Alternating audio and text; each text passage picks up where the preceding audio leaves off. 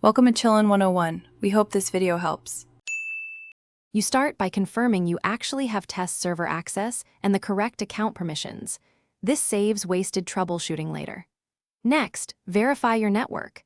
Switch to wired or a strong Wi-Fi channel and measure latency so you know if packet loss is the issue. Once done, update the Codm client and your device OS, then clear the game cache. Outdated files commonly break handshake attempts. Make sure any allowed VPN or proxy settings match the server rules before proceeding to deeper checks. Now you perform deeper network diagnostics to find where connections fail.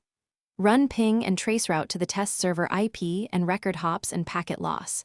That tells you whether the problem is local ISP, route, or server side. Then reset your router, power cycle, confirm NAT type is open, and add port forwarding rules if the server requires specific ports. At the same time, disable background apps and set Codm to high priority. Low power modes can throttle networking and cause timeouts.